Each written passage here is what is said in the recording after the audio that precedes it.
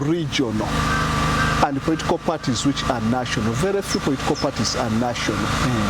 Even if you go to India previously, 2024, they had election. The registered political parties were 1,764. 1,764 political parties. India. Registered voters 900 million. 900 million.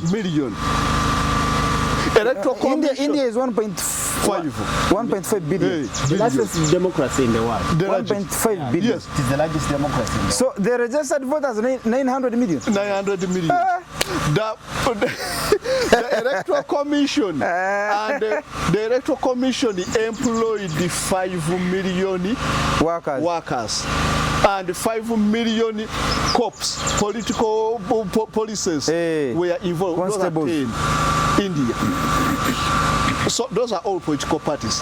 But of the two, of the 1,000, there are only 6 national political parties that have six that have agents all over India, all the states.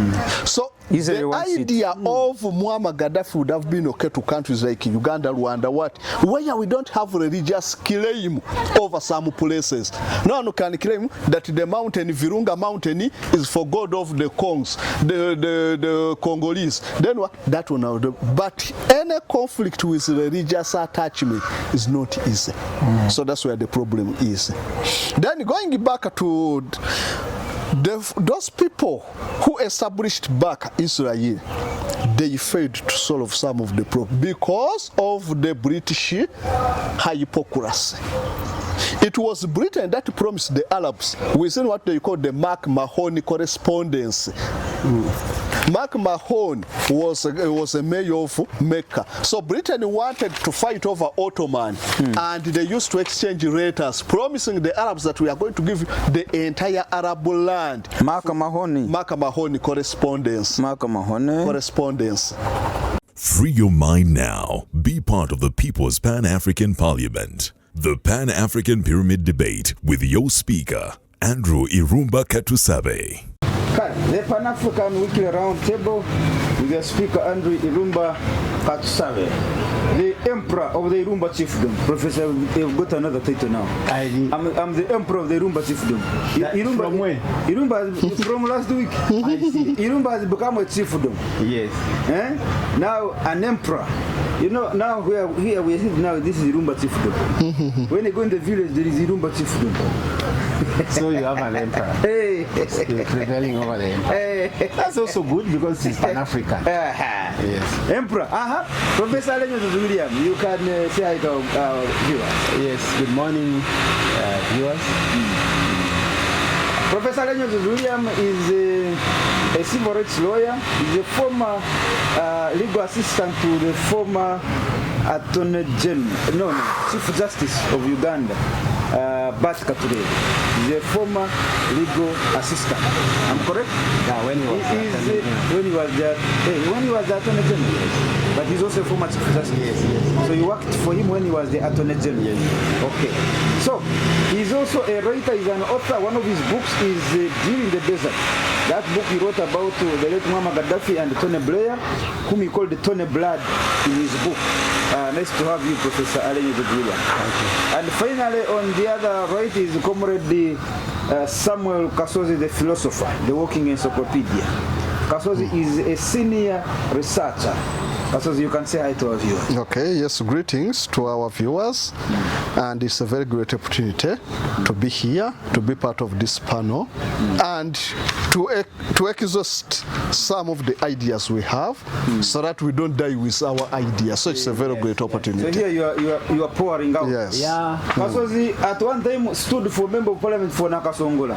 Yeah. And he got his only vote and his wife. Not like that. I managed to win one of the sub-county where they don't speak Lululi so much, but other sub-county where they speak Lululi, I failed because I couldn't speak Lululi. Yeah, so it was a language barrier that hindered my... Okay. Yeah. Kale, that one was just a joke. So let me begin with you, Professor Lenyo. In your two opening remarks, what is that story? What is that news? What is that occurrence that piques your interest in the week behind, apart from what we're going to talk about? Any other thing? Apart from what we're going to talk about, still in this country, I am following at the national level the story of the failure of the neo-colonial politics. Neo-colonial? Yes, neo-colonial politics at presidential level. How detached the neo-colonial politics is. The announcement by the Electoral Commission of failures of political parties. To bring the necessary signatures. Failure of political parties and failure of independent candidates to raise the signatures. But before you leave that, before you go, do you think in your heart of hearts that indeed it is true these political parties failed to get the requisite signatures, or there is already politics happening at the Electoral Commission? I don't. Because how can Bobby Wine fail to get signatures, but John Katumba gets the signature? Really? Bobby Wine and Katumba, John Katumba, who has at least some reasonable support base. Yes. I believe that to be fair, I was told only two people. Katumba not yet, and the others are not yet. Yeah, he has it. Only two people, the president and the FDC, have been able to get the signatures. And I want to be honest here as a Pan-Africanist. It is very possible that only those people could get the signatures. That's true. Why? Because in every village in this country, there is an NRM chairperson. You go to every one of the 72,000 villages, you ask, who is the NRM chairperson in this village? They'll show you his home. And some of them are very famous than the real chairperson. Yes, they'll show you his home. Go to almost every village, ask, who is the FDC chairman? Most likely, in almost 2/3 of the country, they will tell you that is his home. Northern Uganda, FDC had conquered it, so people are still there. They had, like in Keso, Lango, they had. Bogishu. So, it is very possible that the two have genuinely got those signatures. But talk of a party like no, in very many parts of this country, you will not find a NUP chairperson. 72,000 villages, you will not find a NUP chairperson. You will not even find the support chairperson and so let us give the Electoral Commission benefit of doubt that it seems it is true. However, there is something that the Electoral Commission is failing very miserably. You cannot verify. You cannot do the word verify, which is an administrative tribunal, in the absence of agents of the candidates. That thing is already prima facie. The act of verifying in the absence of the other agent is wrong, null and void. Now you're talking as a lawyer. Yes, because if I bring you 1,000 signatures from a district like Senegal, then you tell me number ABCD is wrong. You tell me there and then, and I pick the phone and I ring the contact in Serere that we have issue with so and so and so. And let the person in the district send another person immediately to prove to Kampala. The very same person may have been disqualified because he didn't put his right telephone number. Because they are trying the telephone number, it is off, and they say this one we are cutting off. Maybe it's for somebody else. Yes, maybe he put the telephone number of the daughter A wife. A wife. Then the wife is called, are you so and so? I'm not. The person says, no, I'm not that person. Without explaining that we are bringing him because of ABC. Your husband gave us this number. What are exactly? They disconnect and cancel the number. So this is very, very, very unlawful on the part of the electoral commission, and it might make these elections fail to take off from day one. Hey, yes. There is a possibility. There is a very big possibility that if the electoral commission does not handle the issue of signature verification well, these elections may fail to take off. Are you serious? Yes. You see, we have 220 people pick nomination forms. Mostly Gen Zs. And if you don't convince them that you have rightly disqualified them, we might have demonstrations even at the beginning. Let's wait today and tomorrow and see. And then Thursday, after the nominations have been closed. And I want to caution the chairman electoral commission, be very careful with the closure of this nomination without verifying people. You might start something. Yes. Did you have another point, or that was a second point? Second point. Which you have preempted. Yes. Because you have said it shouldn't be beyond our discussion. My second point is linked to what we are going to discuss. Yeah. Since you are going to bring it in your time, you can keep it. Yes. Because you are going to bring it. I'm going to start with you. Comrade the philosopher. And I'm not going to have something so different, because I'm touched with the professor's introduction and his concern about the nomination. Professor has talked very well. Everything he has talked about. And another thing I would like to enlighten the public about is, let us observe two things. There are political parties which are regional and political parties which are national. Very few political parties are national. Even if you go to India previously, 2024, they had election. The registered political parties were 1,764. 1,764 political parties. India. Registered voters, 900 million. 900 million? Million. Electoral commission. India is 1.5 billion. The largest democracy in the world. 1.5 billion. Yes. It is the largest democracy in the world. So the registered voters, 900 million? 900 million. The electoral commission and the electoral commission employed 5 million workers and 5 million cops, political policies were involved. Constables. India. So those are all political parties. But of the 1,000, there are only 6 national political parties that have that have agents all over India, all the states. From 1,000, only 6 political parties were national. And the 12 with the capacity to deploy countrywide. And the 12 them were the only party that can compete favorably. So what they had was to make a coalition. One of the coalition was called India, where most of the Gandhi family, Congress Party and the other, it had 48 political parties. That's why they managed. Then the NDA, where Modi is heading, was also another. So when they realized that we have some weaknesses as political parties, they formed an alliance that can get such endorsement in all the parties. These political parties in Uganda, they are so selfish. UPC, you are now almost a minor party. Apart from northern Uganda, some other region, but at least for them they're a bit okay. Then you go to DP. It's here in Uganda. Democratic Ismail Front here, then the PFF here. So they would have formed an alliance, and then you look for the votes. Yes. So this problem is not also for the Electoral Commission, and this time I'm in support with the Electoral Commission. Why? We had people who managed to get the what? Those letters forms from Electoral Commission, almost like a 220. They were 220. Then how useless it is. 200, they are all looking for contesting for the president.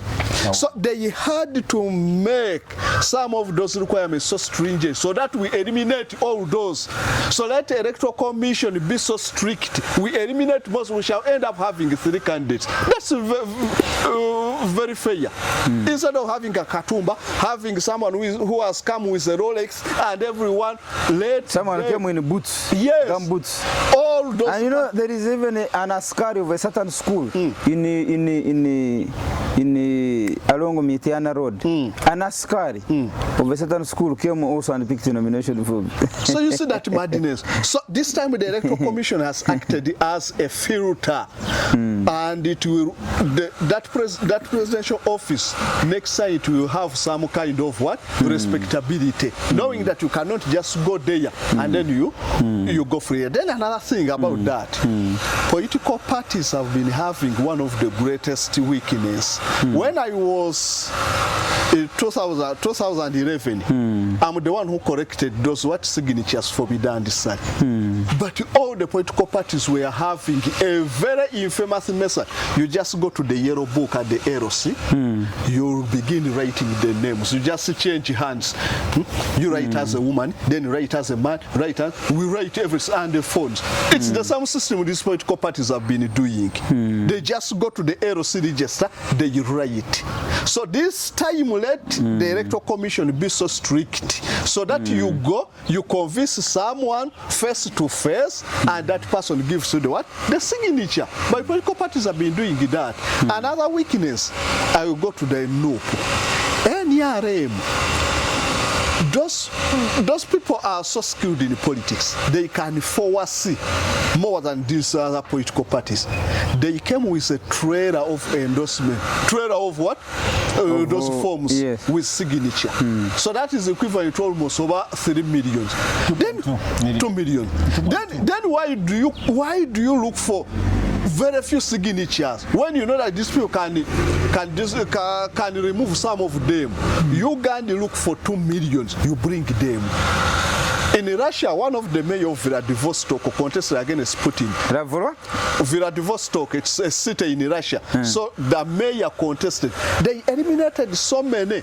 And according to the law, you have to look for 2 million signatures within 20 days. But what the mayor did, instead of bringing 2 million, he brought 2.5 signature. But still they qualified him. They disqualified him. Yes. That some of the signatures, they had already endorsed another agent. So why do you restrict yourself? You look for so many signatures. If it's Yumbe, instead of getting 100, you get 200. Then you see how they will discriminate. They will disqualify you. Yes. Hey. I want to say something very slightly but very important, because you see our show here now is the national focal point show in this country. Samuel Cassos, the philosopher, encyclopedia has raised a very important point. Let us not blame the Electoral Commission without understanding where the problem is coming from.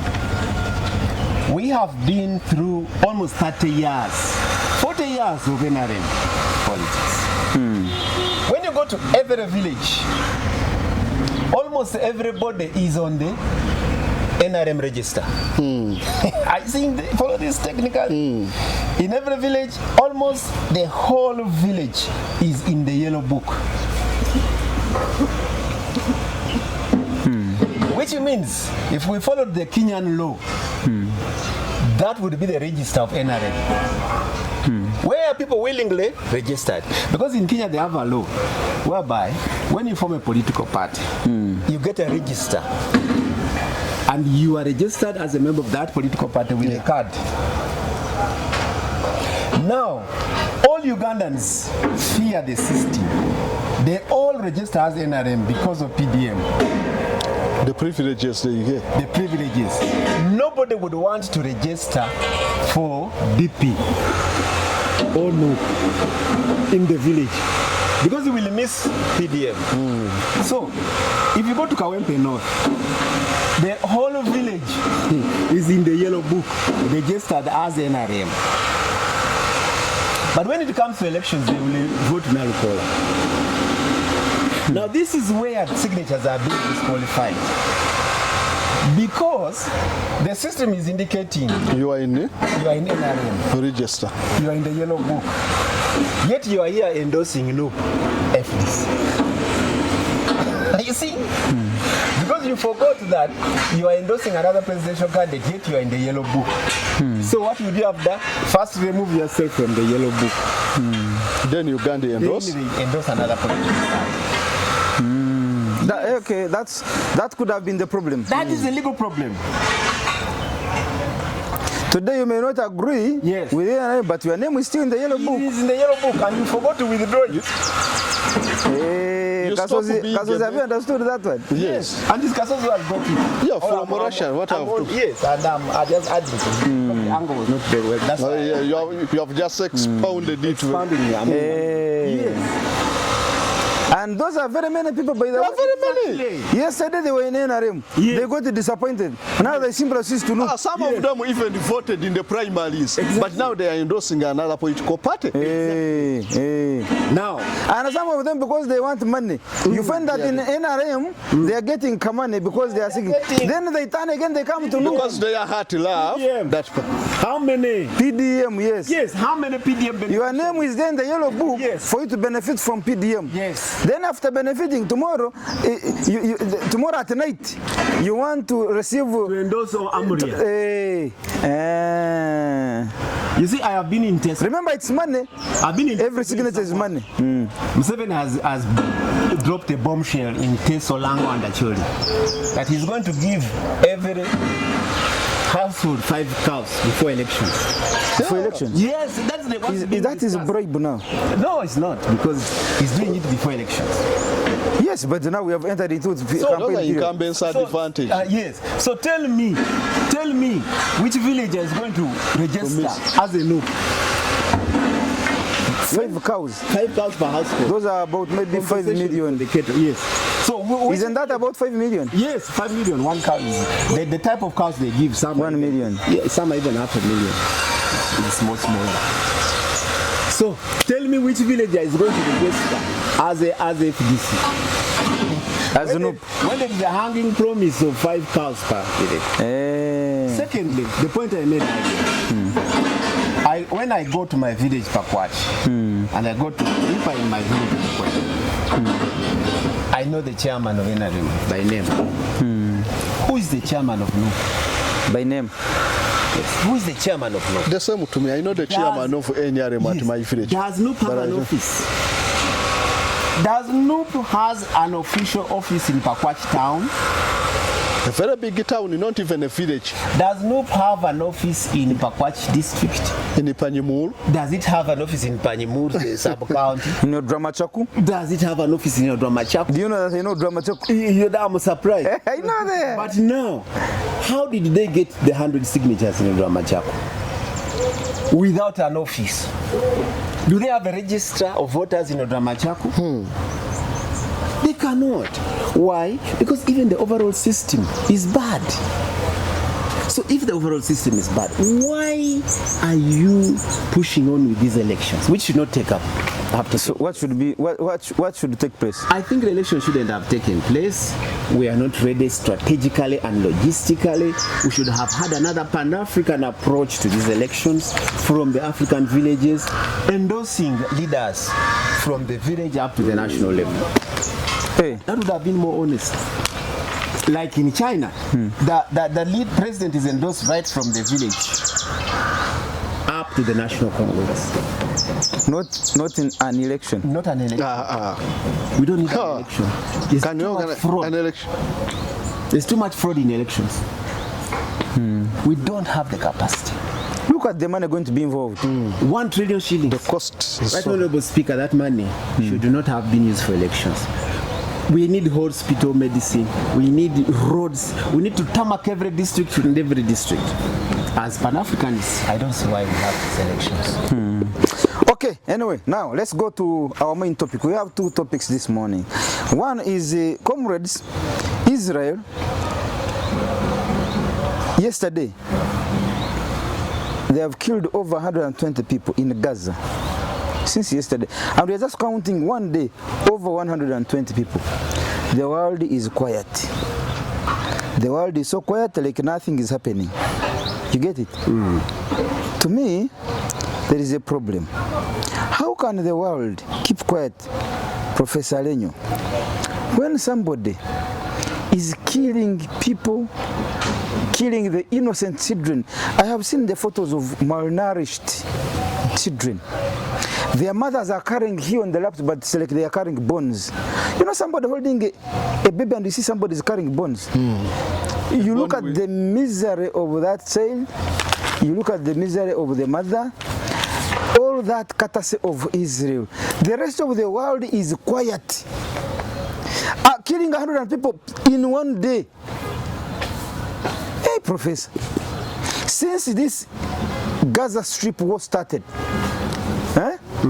Israel and Palestine, hundreds of people have been killed. Hundreds of people are starved to death. Humanity, the rest of humanity elsewhere in the world, is quiet. This is a Pan-African noble cause. You know, Pan-Africanism, Professor the other day told people, for you know, that Pan-Africanism is not just about this color. No. Pan-Africanism is not about color. Pan-Africanism is about humanity. Africa is the cradle of mankind. Life began in Africa. Humanity began in Africa. So Pan-African is not about color, this color. Pan-African is about humanity. So we cannot see people dying in Gaza and we say it is their business. No, it's not their business. It is our business. So I want us to have a honest view on that. Number two, countries now have started endorsing and recognizing Palestine as a state. And one of those is now Portugal, Australia, Canada, and the United Kingdom. So far about 5 countries, you remind me about others. But I know of Portugal, Australia, Canada, and the UK. Yesterday, they recognized Palestine as a sovereign state. Also, something happened. On the ongoing UN General Assembly, 3 countries, first of all, America denied the leader of Palestine to travel to America to attend the assembly. They denied him a visa. Now, those other countries' leaders, when they arrived there, and they realized this one was missing, yet this was the biggest agenda, they said, what do we do? Now there is technology. Let us use technology and we allow him to address us in a video call. They put him on Zoom, he addresses us. So most of the countries are accepted, but it is Israel, America, and some other Albania who rejected. But of course they were overpowered by the majority members. So he will address the world on Zoom. So those are the topics that I want us to address. So we'll start with you, Professor Lenyo. Thank you. Time your time, you time yourself, the next 10 minutes are yours. Thank you very much, Right Honorable Speaker. You know that these topics, 2 topics, mean too much. Actually, let me give you 15 minutes, since we are 2, so that on each topic you spend about 7 minutes. Yes. So, I beg you to time me on the first one, because there's a lot. Right Honorable Speaker, I came from hospital. Yes, come and very sorry about that. Because it is so important. Yeah, you told me. I even told my son that no, from here, I'm going straight, because there are 2 important things. The first one, we are finished of the elections in Uganda, and this one of the international. This, therefore, is a very momentous week, both in Uganda and international. Uganda about the elections, and international also about the state of affairs in Israel and the state of Palestine. Let me start with the situation of the killings in Israel. I want, first of all, to make an apology, right, Honorable Speaker, that I am brainwashed on matters of Israel. Because as a Christian, there is no Christian who is reasoning when it comes to Israel. Because the Bible makes so many You are being very honest. Yes, because you asked us to be honest, didn't you? Yeah, Remember yeah. Then, the Quran itself.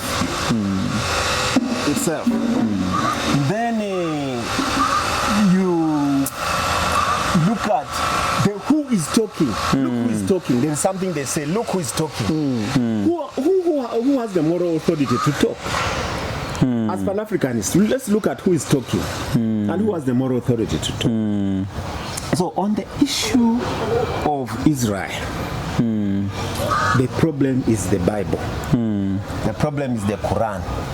Both the Quran and the Bible say that land over which they are fighting belongs to the Jews. The Bible says it, the Torah says it, and the Quran. I hope you are aware that in the Quran there is a conversation between Allah and Moses, and he tells Moses, go and occupy the land. That land, we have given it to the Israeli people. I have the quotation. Even if you Google now, you just Google and read to the people. You just Google what verse in the Quran says Allah has given the land to Israel. I want it to come from you. The Surah. The Surah. It is there. It is going to come. I want it to come from you. Has given the land of Israel to Israelites. Which verse in the Quran says Allah has given the land to the Israelites? You are going to find it.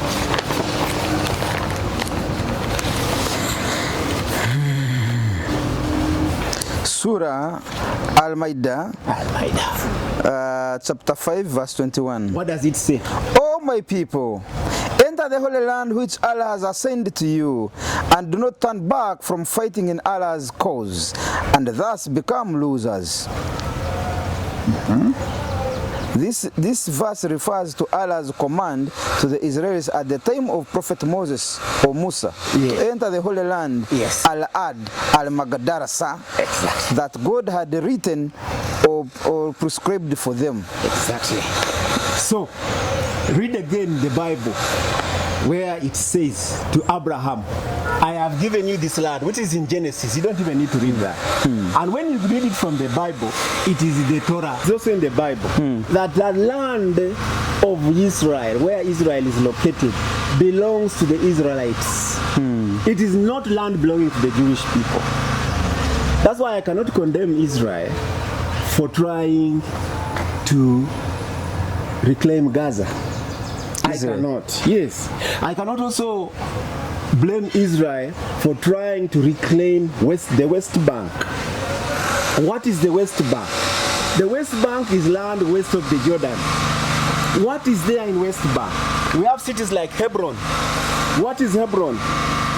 Hebron is where Abraham, the father of Israel, is buried. Hebron is where the wife of Abraham, Sarah, is buried. Hebron is where Rachel is buried. Also, the West Bank has Bethlehem, where our Savior Jesus Christ was born, Savior of the world. So if you got a call right now from your village that Irumba, you are in Kampala, Katshave, but your burial ground, your village, your ancestral ground is being taken, has been taken over by your neighbors, you will fight. You will actually fight to the end. So why should we blame Israelites for fighting for where their grandfather is buried? But Professor, okay. Yes, did you know that then this is linked also to the state of recognizing the state of Palestine? I made an apology earlier that I'm not going to be apologetic. When you can't say that you are creating a Palestinian state in Israel, because the biblical borders of Israel were put in the Numbers, book of Numbers. They are biblical. You cannot create a state within a state. Otherwise, it is time now for Scotland to be independent, for Britain to give also Scotland independence, because Scotland falls within the boundaries of the United Kingdom. But they have been crying for independence. Why doesn't Britain give them independence? Look at Australia, recognizing Palestine as a state. When you are also occupants of the Aboriginals' land, you are not different from what Israel is doing. You occupy the land which is not yours. Australia? Yes, Australia is not for white people. It's not for British. It is for Aboriginals, black Aboriginals. Give the black Aboriginals independence first, and then recognize Palestine. Why do you see the log in your brother's eyes? Look at France. This France here, which has just been killing the African leaders. They have been evicted from Burkina Faso. Sahel sub-region. So yes, they are all these artificial boundaries they created in Africa. Let France deny the boundaries, colonial boundaries they created. This is 2025. It is a very phenomenal year. The year to undo Berlin. Let the United Nations not recognize only Palestine. Let them have an international conference on examining boundaries of the world. That is why on the 30th August, for us as Pan-Africans, we said we don't want your boundaries in Africa. We want one country. One country, Africa. Africa. We want France to denounce all the boundaries, colonial boundaries they put in Africa. Let Britain denounce all the colonial boundaries they put in Africa. Then also go and denounce the colonial boundaries they put in Israel, in Palestine. Because, right honorable Speaker, this world is sick and tired of boundaries created by colonialists. All the problem we have in the world today is because of boundaries created by Britain. Who created the boundaries between Iran and Iraq? Britain. Through the Lawrence of Arabia. Who created this country called Sudan, which cannot even be operational? It is Britain. Anglo-Egyptian agreement, they created Sudan. Sudan is the women's land of the black, but they have created Arab country called Sudan, which now is failing because 70% of people in Sudan are blacks. Darfur. Why didn't they create Darfur as a country? But they were created Sudan, flew in Sudanese Arabs from Arab countries to come and create this country. Egypt. Who created this country called Egypt? Egypt is a black person's country. Who created it? The British. Anglo what? Alliance. The Anglo-Egyptian treaty, you remember? Forcing these Arabs to be on African territory. Then they created boundaries. France and Belgium, they are the ones responsible for the chaos we have in Eastern Congo. But now I see Belgium and France, they are the main sponsors creating another country called Palestine. What about here in DRC, the mess? Belgians, they created Rwanda, Burundi, divided the DRC, Uganda. Let the United Nations hold an international boundaries conference, reviewing all boundaries of the world. International Boundaries Commission. Yes, reviewing all boundaries in the world created by Britain, France, and all those countries. Look at New York. What the declaration which you signed creating United States of America is called the Kampala Declaration, signed on 30th August 2025. After you signed that declaration, they copied that one. And then on the 12th September, they called the declaration to create Palestine. The New York Declaration in the city of New York, while you are doing it in the city of Kampala. Now, which one came first? Mine. Kampala Declaration to create the United States of Africa. Why is the United Nations not discussing it? Why are they discussing? And why are they taking it to America in New York? New York Declaration of what? Creating Palestine. Why? This is another Berlin conference which is divided. They are petitioning. Yes. So let every continent, the United Nations have an international boundaries commission on every continent. Consult the people. Where do you want to belong? Consult every African nation. Do you want to be in that state? Consult even the people in Israel. Do you want a Palestinian state? Consult even the Palestinians. The time is up for creating countries without consultations by supernatural powers. That thing I don't have. Now, Professor, it's good you know you did a good thing because you started by declaring your interest. Yes. So I will blame you less. My problem is this, Professor. Even if you're claiming this is your territory, Professor, are you in order to kill the innocent? What does a child got to do with your differences? Starving people to death. That's an international crime. Yes, you can claim your land, but you must not kill people. Where do we start? Secondly, Professor, here, this is Uganda, isn't it? Yes. Are we not staying in peace with other people from other countries? Yes, we are. We are here. The entire of this Kisasa nowadays, if you check around, all the new shops are being occupied by South Sudanese and Sudanese. They are taking over. These hotels where we are now here, I'm ever in Jima and Saudi. You find South Sudanese are the ones now. And Sudanese. Yes. You go to Kabalagala Kansanga, you find Somali and Eritreans and Ethiopians. Now, what's wrong with Palestinians and Israelis staying together? Now, I take you straight to the proposal by Colonel Muammar Gaddafi in 2009. Colonel Muammar Gaddafi proposed that. I think you should be coming with that book of yours, yes, Dealing in the Desert, so that we read a chapter every day. 2009, if you Google, you'll find that Muammar Gaddafi proposed to have a country called Israel Time. Israel Time. Google. Israel Time. Israel Time. You Google it. Proposal by Gaddafi to create one secular state called Israel Time, which means Israel and Palestine together to make one country called Israel Time. Have you seen it? Is it there?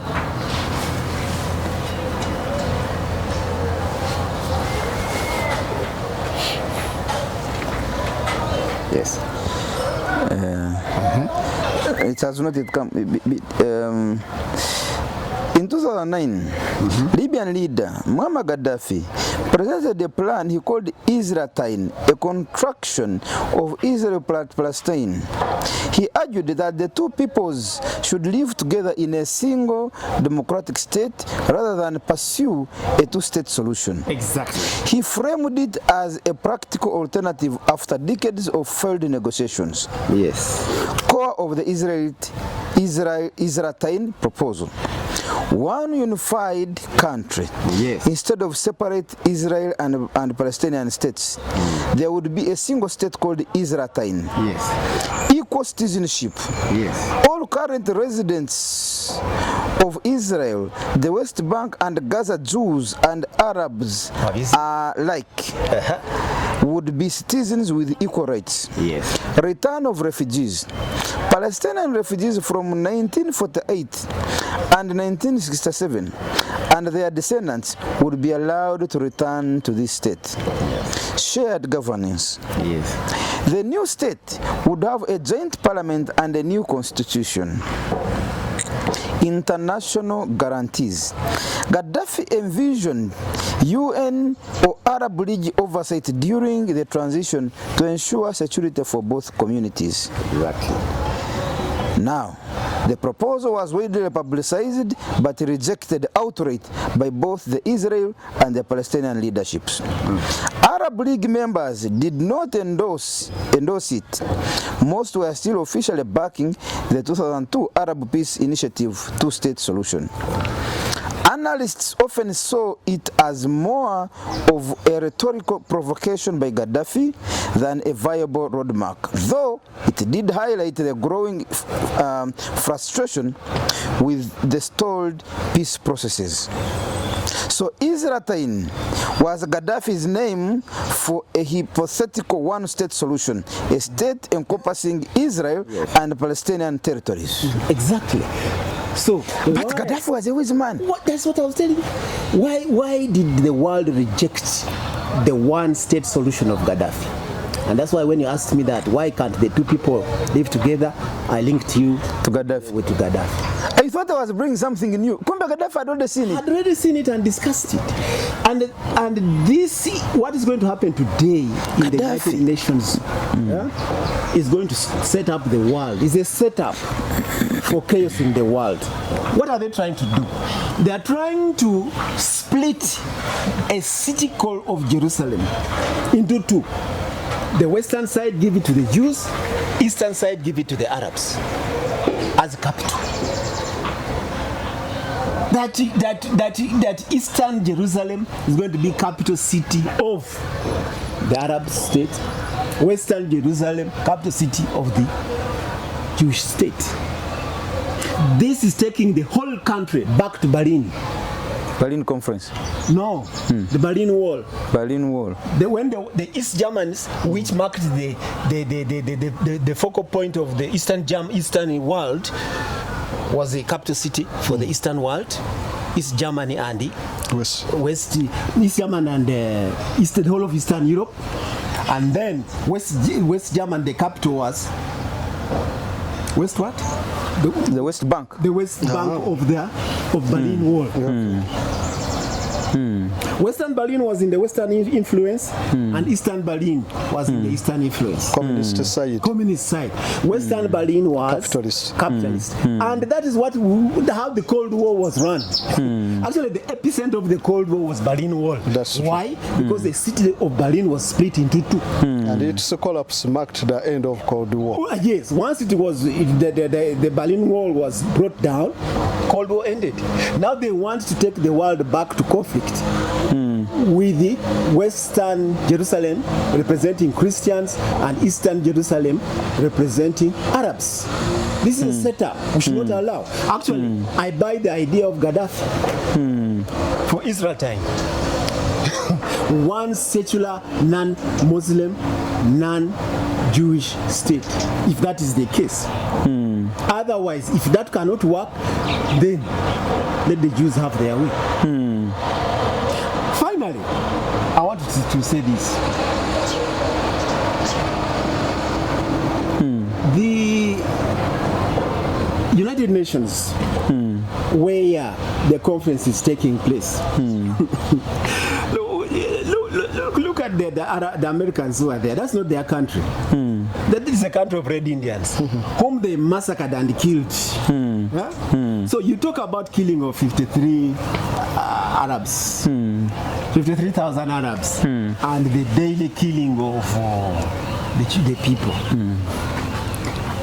Let us not forget what has been happening. Let us just say we want to bring an end to states which come about by bloodshed. Let's go back. How did the whites establish America? How many Red Indians were killed? Very many. Almost extinct. Almost a million.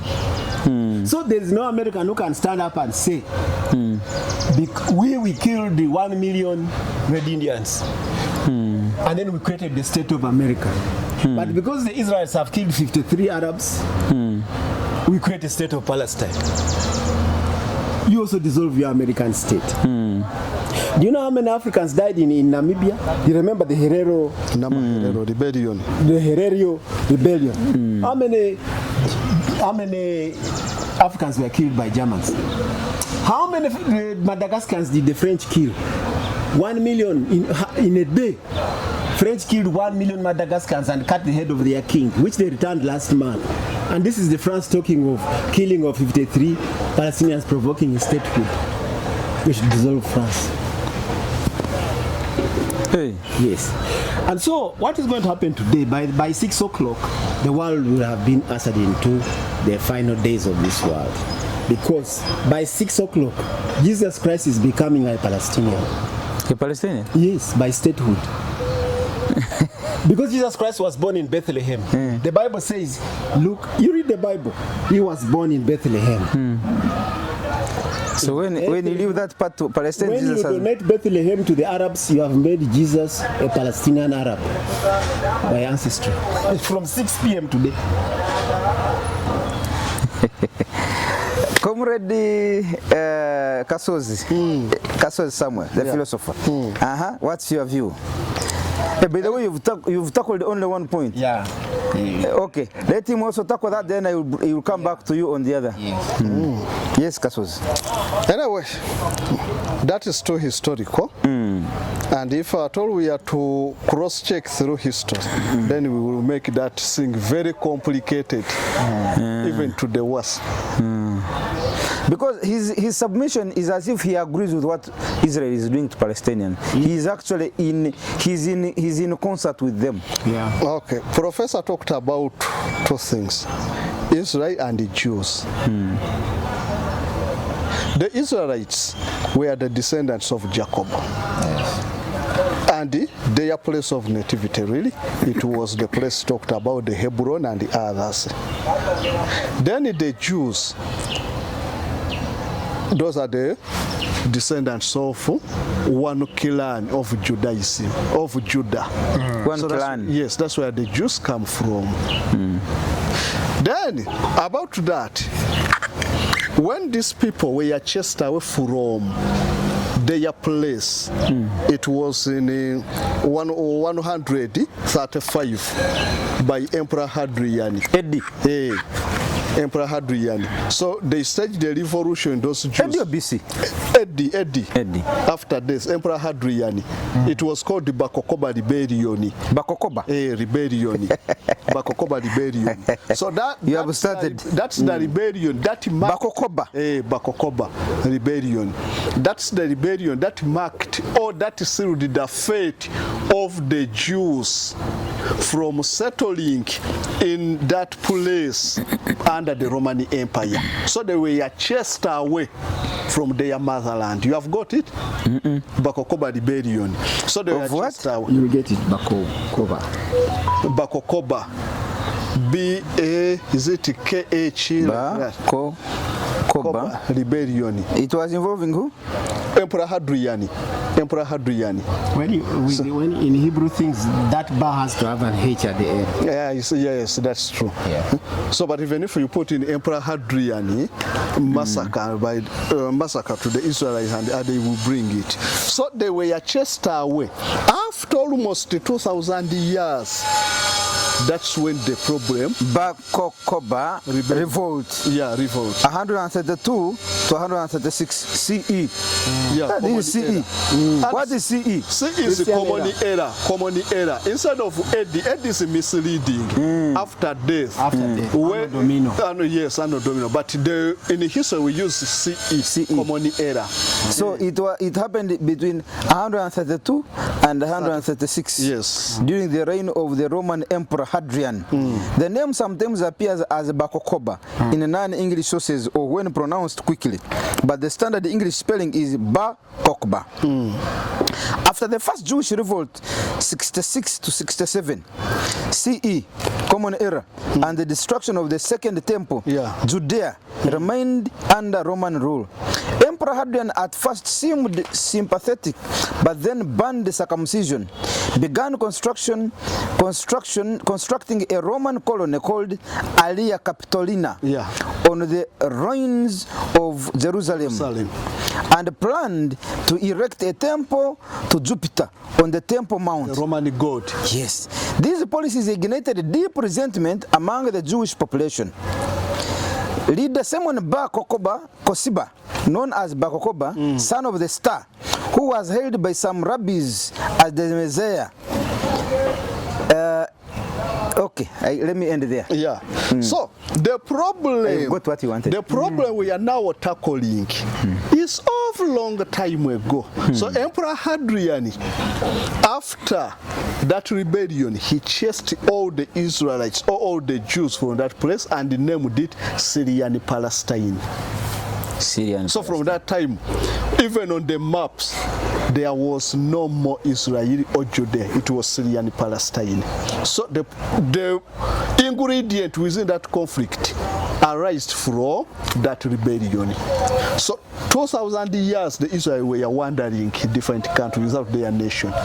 Not until 1945, when the same UN General Assembly, which is going on, when they went into a referendum And the countries, they were around 47 against over 35 that voted in favor of returning Israel back to that place, which they said is the original place of the Israelites. So the conflict started from the modern conflict.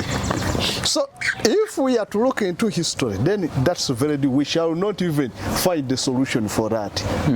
What Muammar Gaddafi had suggested would have been okay, but it's actually the best. It would have been, but unrealistic.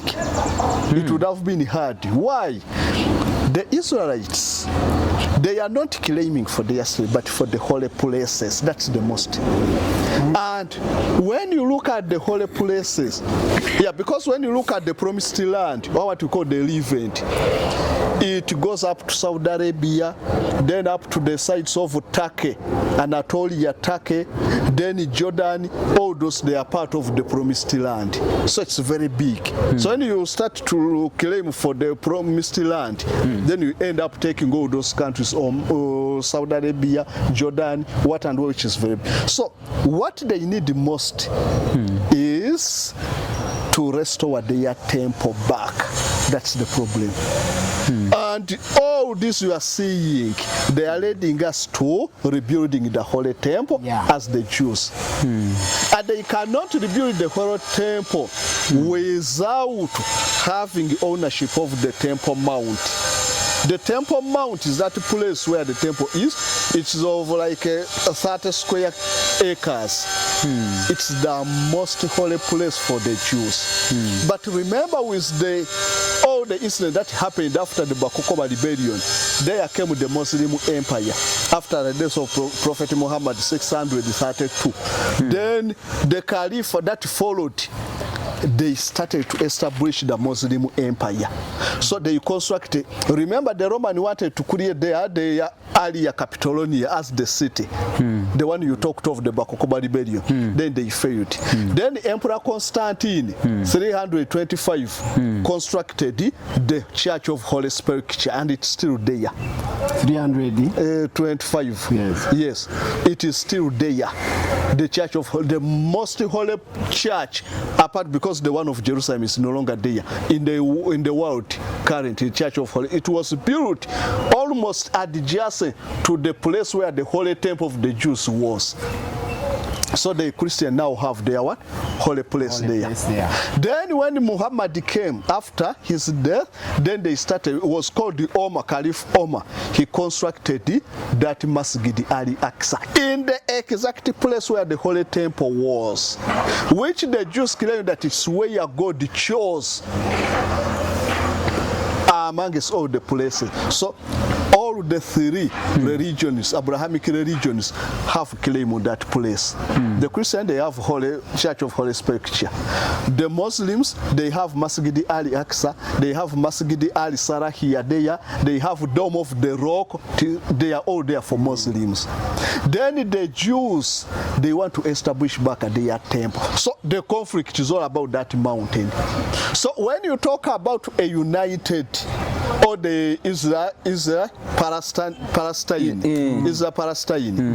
there were some ingredients which were not answered.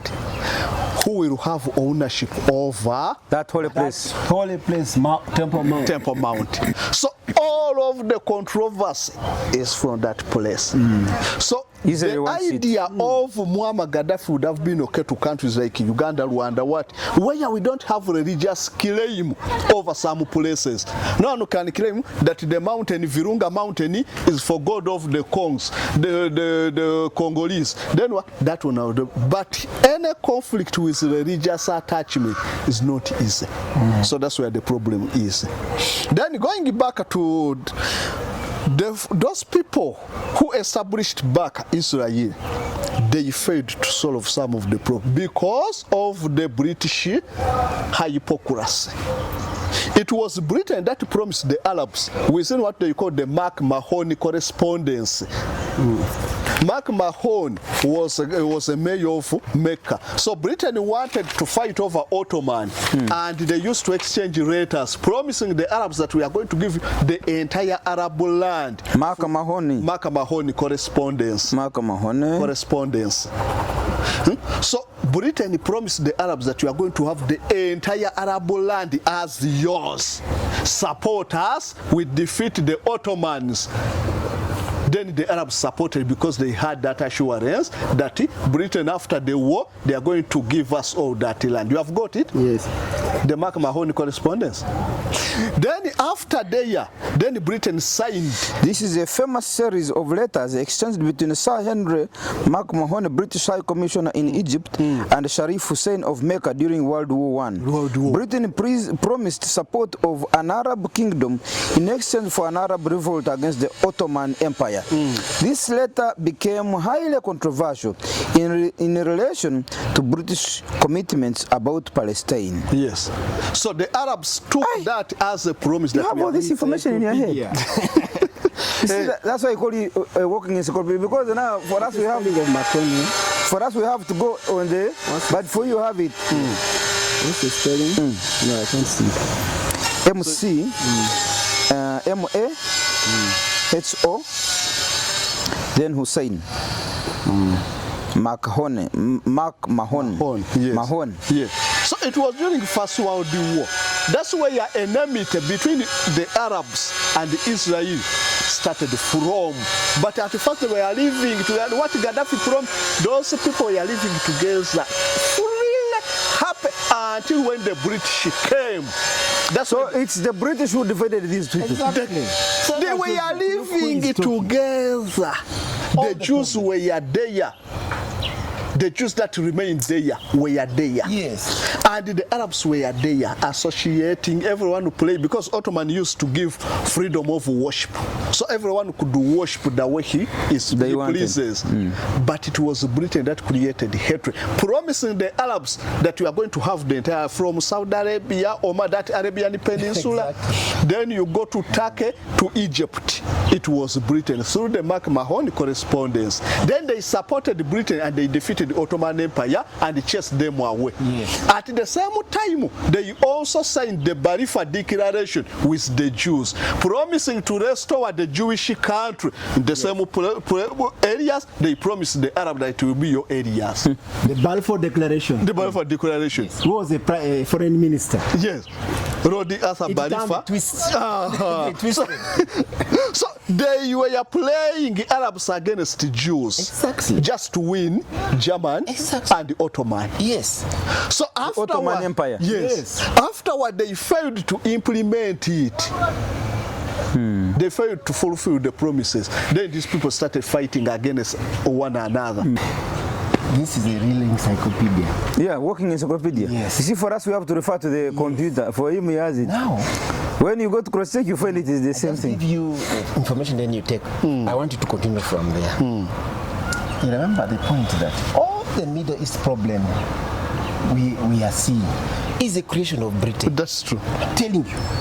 You see, Britain, their British Empire, which is rivaling your Irumba Empire, it was an empire created by trick. You know, Britain is a very small country, but it does won the world with very tricky moves. I did masters in international law, my masters in international law in Britain. I was taught by a white man lecturer. His name was also Dr. White. He told me he couldn't have been Dr. Black. Yeah, he's got Dr. White, but he was also a white man. He told us that Britain managed to rule the world with very, very, very simple things. A British will give you just a mere Bible and take your land. And that's what they did in Africa. He will give you one donation of a Range Rover and tell you that, you see, the British government is giving you aid. But what he's taking after you, just a mere Land Rover. Look at the British Range Rover. You see, it's the most expensive vehicle in the world. The Sterling, it's the strongest currency in the world. Pound sterling, strongest. So they use all those means to get from you. Yes, I want you to know this. In 1914, when the World War I was beginning, Britain did not have soldiers to fight. Yet they were the superpower. And yet they had to fight the Ottoman Empire. The Ottoman Empire was using Islam to spread. But they were using a certain brand of Islam, which the British entered to split. See this, you see the Sunni, the Shia. That's the whole creation of the British to divide. Now, they created a mufti of Jerusalem. A mufti in Jerusalem. Then the Jews went and told the British king that you are the defender of the Jews. We have a battalion which can fight. That is the battalion that captured Jerusalem in 1917. General William Bai. General William Bai. Yes, General William Bai. And he captured Jerusalem, came like a prayer, said, Jerusalem, I come to you in peace. Today I'm taking you back to where you belong. There was no fight. There was no fight. They had already fought. Like as you said, the Arabs had already betrayed the Rome, the Ottoman. The Ottoman. You see, the Ottoman were betrayed by the Arabs, whom they were protecting. The British always, two forces betray each other and then they walk in. So, 1917, that's the first time that Jerusalem falls in the hands of the British. Actually, it fell on Hanukkah Day, Christmas Day. Hanukkah Day. Hanukkah is the Day of Lights. There was also another man called Maccabi, like Bakoba. He was called Maccabi. You know here, a father called Maccabi. Yeah, that is Ronnie Maccabi. That's the thing. In Uganda, it's Maccabi. They have even a book in some of our Bible, Maccabi, the first and the second. Even in Catholic book is there. Yeah. So that is the day that the Maccabi captured the Jewish temple. The day the Hanukkah is celebrated. Hanukkah is Christmas. The two meet. That's why you find Christmas has lights, Christmas lights. So now when they capture Jerusalem, they now again cause the Second World War. After the Second World War, Balfour declares from nowhere that the Jews have a right to occupy. Yes. According to the Bible, which the Arabs were, while the Arabs were waiting for the Jerusalem to be given to them, not so back, as they had betrayed. Now, that is why in 1948, the United Nations calls both of them. Tells the Jews, at midnight of 14th May 1948, we are dividing the land to Jews and to Arabs. The Palestinians say, no. Why are you dividing? You said you are giving us everything. If you are dividing, we are not part of it. They boycotted. They boycotted. So at midnight, the Jews say, for us, we have accepted. For us, you give us. Give us the what? The country. And that's how Israel was born. 14th May 48. 1948. Yes. Okay. Yes. Okay, it was a betrayal. Betrayal of the Arab cause. Now that's what why the Arabs call it the Anakba. Worst thing to have happened. Yeah. So you can okay, continue. If you could win. Okay. Then about the genocide which is going on. So I think the world has been so oblivious about genocides all over. When you look at the Rwanda genocide, the Clinton government was just sleeping, debating about stopping the radio, about what, when genocide is going on. Afterward, that's when they put in place the International Criminal Tribunal for Rwanda. That's always their policies. Instead of preventing, they just come up after when something has happened. That's their policy.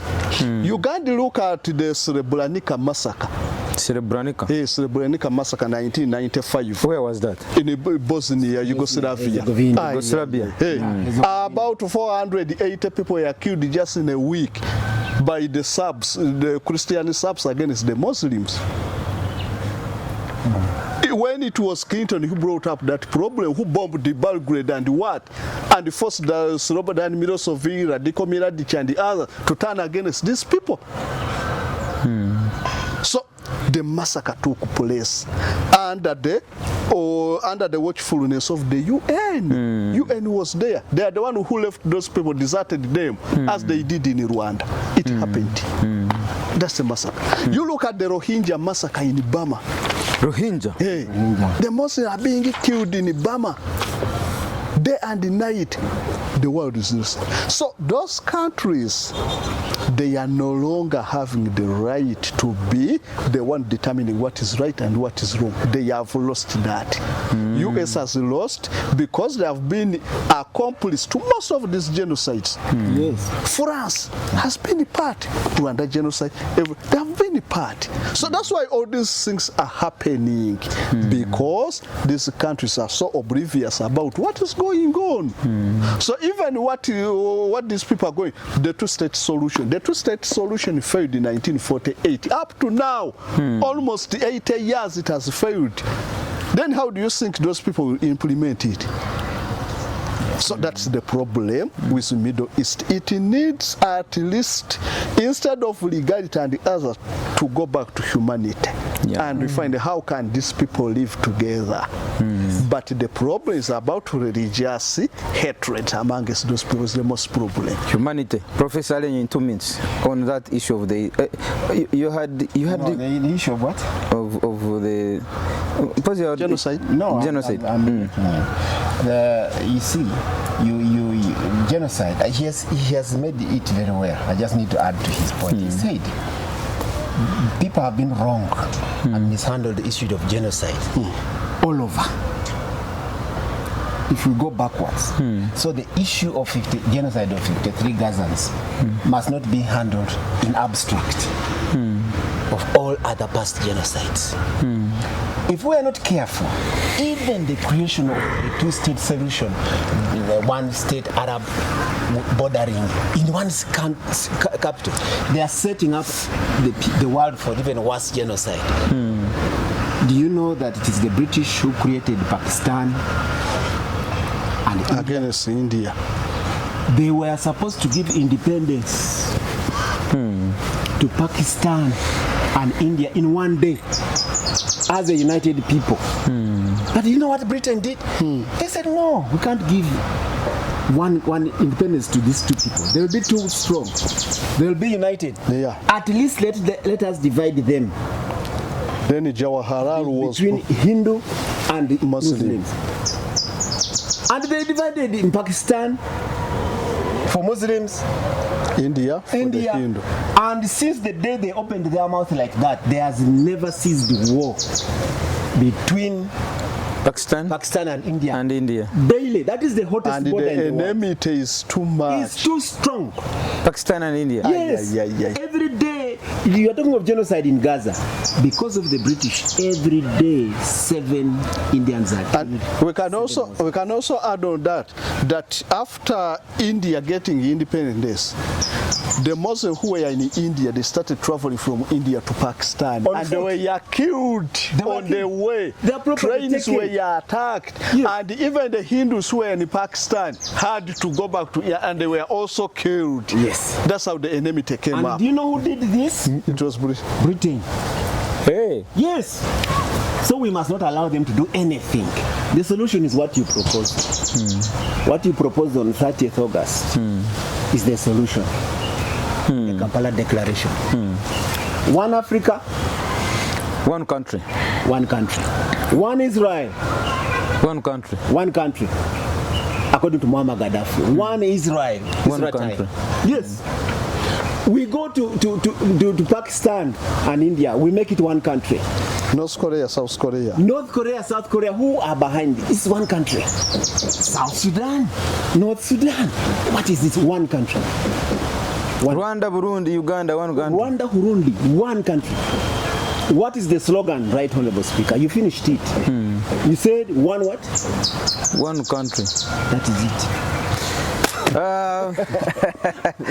Thank you so much, comrade. Unless there's something you've forgotten to mention, but I think we have exhausted all our points. So I want to thank you so much, Professor Alenyo George William, an author, a writer, and a civil rights lawyer, international at that, and comrade the philosopher Samuel Kasozi, the walking encyclopedia. We missed 2 comrades here. Daniel Garama, we have assigned him in Congo. He's in Congo for the next about 3 weeks. And Comrade Lisafri Thomas, we've also signed him somewhere else until around October. So from me to you, thank you so much. This is the Pan-African Pyramid Weekly Roundtable that comes to you every week on Monday morning. My name is Andy Rumba Katusebe, your speaker. Free your mind now. Be part of the People's Pan-African Parliament. The Pan-African Pyramid Debate with your speaker, Andrew Irumba Katusabe.